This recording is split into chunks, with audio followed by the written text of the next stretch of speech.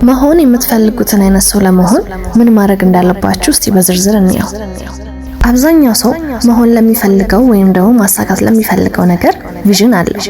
ችግሩ ግን እንዴት ማሳካት እንዳለበት አያውቅም። ስለዚህ በህይወታችሁ የምትሹት ወይም ደግሞ ማሳካት የምትፈልጉት ነገር ምንድነው? የመጀመሪያ ስራችሁ የሚሆነው ጎል ወይም ፕላን ማስቀመጥ ነው። ይህም ማለት መሆን የምትፈልጉትን አይነት ሰው ወይም ማሳካት የምትፈልጉትን ነገር ግልጽ አድርጋችሁ ጻፉት። ከዛም በአእምሯችሁ ውስጥ ግልጽ የሆነ ምስል ትፈጥሩና በዛ ላይ ቪዥዋላይዝ ማድረግ ጀምሩ። በምታደርጉት ሁሉ ግን የእግዚአብሔርን ፈቃድ ጠይቃችሁ ጀምሩ። እርሱም ወደ ህይወታችሁ ፐርፐዝ ይመራችኋል። ሌላው ወደ ተግባር ግቡ። ወሬ ብቻም አትሁኑ። በተግባር የምታሳዩ ሁኑ እንጂ በወሬ ብቻ ጊዜያችሁን አታጥፉ። ማሳካት ወይንም መሆን ለምትፈልጉት ነገር ቀን በቀን አንዳንድ ስቴፕ ተግብሩ። ከዛም አእምሯችሁ በደጋገማችሁበት ነገር ይቀጥላል። አእምሯችሁ የሚቀየረው በምትደጋገሙት ተግባር ውስጥ ነው። በዛም ውስጥ ዲሲፕሊን ይኖራችኋል። አእምሯችሁን ራሳችሁ ትቆጣጠሩታላችሁ እንጂ አእምሯችሁ እናንተን አይቆጣጠርም። ማለትም አብዛኛው ሰው አእምሮ ነው የሚቆጣጠረው። ለምሳሌ አንድ መስራት ያለባችሁ ነገር እያለ ቆይ በኋላ ሰራዋለሁ ትሉና ስልካችሁ ላይ አስቂኝ የሆነ ነገር ማየት ትጀምራላችሁ።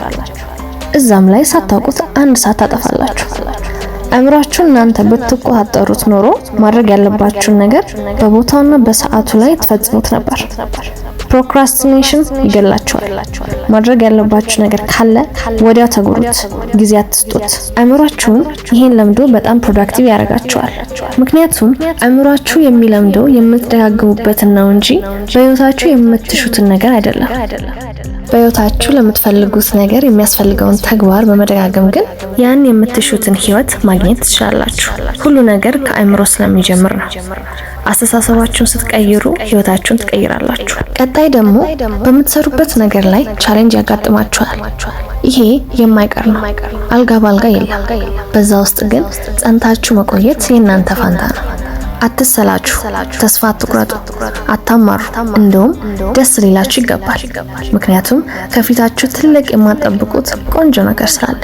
በጭንቀታችሁ ውስጥ ግን ልታዩት አትችሉም። ባማረራችሁ ጊዜ ግን ለእናንተ ያለውን ታዘገዩታላችሁ።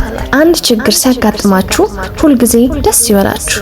ምክንያቱም ይህ የተፈጠረው ትልቅ ነገር እየመጣላችሁ ስለሆነ ነው። እግዚአብሔርም ትልቅ ነገርን ከመስጠቱ በፊት እናንተን በተለያየ መንገድ ይፈትናል። ይህም የሚሆንበት ምክንያት በህይወታችሁ የምትፈልጉትን ወይም ደግሞ የምትሹትን ነገር ከሰጣችሁ እርሱን ስለምትረሱት፣ ከእርሱም ስለምትርቁ ወይም ደግሞ የሆነ መጥፎ ነገርን ሊያሳልፍላችሁ ስለሆነ ነው። እስቲ እውነትን እንነጋገር።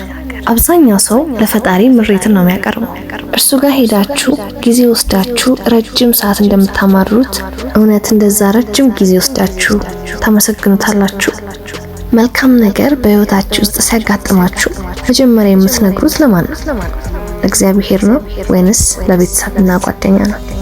እግዚአብሔር በእናንተ ህይወት ውስጥ የመጀመሪያ መሆን ይፈልጋል። እርሱ ሁሉን ያውቃል ብላችሁ ችላ አትበሉ። እርሱ በራችሁ ጋር ሆኖ ያንኳኳል። መክፈት የእናንተ ስራ ነው። ለዚህም ነው የሚፈትናችሁ። ከዛም በኋላ የምትሹትን ሁሉ ይሰጣችኋል። ቀጣይ ደግሞ እናንተ መስራት በምትፈልጉት ነገር ላይ የሚደግፏችሁን ሰዎች ብቻ በዙሪያችሁ ያዙ። ህልማችሁን የማይደግፉና የማያበረታቷችሁን ከህይወታችሁ ውስጥ አውጡ። ምክንያቱም አብዛኛው ሰው በዘፈቀደ ስለሚኖር እናንተ ደግሞ እንደነሱ ላለመኖር እንደማያዋጣችሁ ስላወቃችሁ መንገድ ለመቀየር በወሰናችሁ ጊዜ አብሯችሁ ለማደግ የሚሹትንና የሚንቀሳቀሱትን ብቻ ይዛችሁ የተደጋግፋችሁ አብራችሁ ስሩ። እስቲ አንድ ጥያቄ ልጠይቃችሁ። በራሳችሁ ህይወት ምክር የሚሰጧችሁ ሰዎች እናንተ የምትመኙትን አይነት ህይወት አላቸው? የላቸውም ከሆነ መልሳችሁ ለምን ትሰማላችሁ? አላቸው ከሆነና ከእናንተ ጋር የሚሄድ ከሆነ ግን በደንብ አድርጋችሁ መስማት ከዛም ወደ ተግባር መግባት ነው። አብዛኛውን ጊዜ ይህ በቤተሰብ ሊመጣ ይችላል። ከእግዚአብሔር ጋር በጸሎትና በእቅድ ከዛም በተግባር ውስጥ እስካላችሁ ድረስ ግን ትልቅ ነገር ላይ ስትደርሱ ህልማችሁን እንድትተዉ ያደረጓችሁ ሰዎች ሁሉ እናንተን ሲያደንቁና ለልጆቻቸው ስለእናንተ ሲያወሩ ይኖራሉ። አንዳንዴ እንድትወድቁ ለሚፈልጉ ሰዎች አሸንፋችሁ ማሳየት ትልቁ እርካታ ነው። አንዳንዴ ባለማስተዋል ሊሆን ይችላል እንጂ እናንተ እንድትወርቁ ወይንም የምትፈልጉትን ነገር እንዳይሳካላችሁ የሚፈልጉ ሰዎች አሉ። እናንተ ውጤታማ ለመሆን ትልቁ ሞቲቬሽናችሁ እነሱ ሰዎች ሊሆኗችሁ ይገባል። እናንተ እንድትወርቁ የሚፈልጉ ሰዎችን አትጥሏቸው። እንዲሁም ደስ ብሏችሁ ህልማችሁ ላይ ሰርታችሁ በተግባር ለማሳየት ትልቅ ነዳጅ ሆነው ያገለግሏችኋል። በምትሰሩትም ስራ ላይ እስክታሳኩት ድረስ ጸንታችሁ ቆዩ። ሌላው ነገር በምትፈልጉት ነገር ላይ ስትሰሩና እያሳካችሁ ስትሄዱ ላሳካችሁት ነገር ራሳችሁን እያበረታታችሁና ሰለብሬት እያደረጋችሁ ስሩ። ያሳካችሁት ላይ ፎከስ በማድረግ ደስ ይበላችሁ። ያላሳካችሁት ላይ ሆናችሁ አታማሩ። ስለዚህ ትንሽ ነገርን ስታሳኩ ሰለብሬት አድርጉ። ጥሩ ሞቲቬሽንም ይሆናችኋል። አብዛኛው ሰው ከደስተኛነት ይልቅ መከፋት ይቀድመዋል። ጥሩ ነገር ተፈጥሮ ወዲያው እንደዚህ ባይሆንስ እንደዚህ ቢሆንስ በሚል የራሳችሁ አእምሮ በፈጠረው ሐሳብ አዝናችሁ ተጨንቃችሁ ራሳችሁን አውካችሁ ባልተፈጠረ ነገር ላይ መበሳጨት፣ ማማረር ትጀምራላችሁ። የራሳችሁ አእምሮ ጌም ይጫወትባችኋል። ያልተፈጠረን ነገር እንደተፈጠረ ያሳስባችኋል። አእምሯችሁን ምን ያህል መቆጣጠር እንዳለባችሁ በደንብ መረዳት አለባችሁ። የራሳችሁ አእምሮ ወይ ያለመልማችኋል ወይ ደግሞ የቆየ ይገላችኋል። ስለዚህ እናንተን የሚጎዳ ሰላማችሁን የሚያውክ ሐሳብ ከመጣ አታስተናግዱ። ቶሎ ብላችሁ ወደ መልካም ሐሳብ ቀይሩት። ቀላል ነው እያልኩ አይደለም፣ ነገር ግን ለስኬት ዋነኛውና መሰረታዊው ተግባር ነው። መጽሐፍ ቅዱስ ሰው የሚያስበውን ነው ይላል። ስለዚህ የምታስቡት ምንድነው? በአእምሯችሁ ውስጥ ደጋግማችሁ እያሰባችሁት ያላችሁት ነገር ምንድነው? በዚህ ራሳችሁን ፈትሹ። ፍርሃትን በራሳችሁ ላይ አታውሩ፣ ተስፋን፣ ጽናትን ብቻ እንጂ።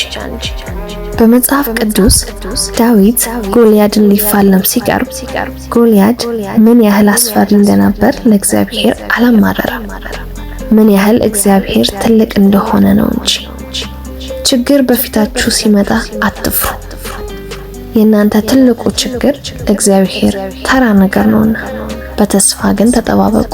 እርሱም ይመራችኋል፣ የምትፈልጉትን ነገር ሁሉ ይሰጣችኋል። የመጨረሻው ነገር ማሳካት በምትፈልጉት ነገር ላይ አስፈላጊውን ስራ ስትሰሩ ትዕግስት ይኖራችሁ። አብዛኛው ሰው ትንሽ ሰርቶ በፍጥነት ስኬትን ይፈልጋል።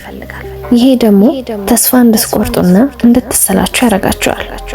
በየትኛውም የሥራ መስክ ላይ ተቀጥራችሁም ቢሆን ሳትቀጠሩ መስዋዕት መክፈላችሁ አይቀርም። ከመስዋዕትነትም ዋነኛው ጊዜያችሁ ነው።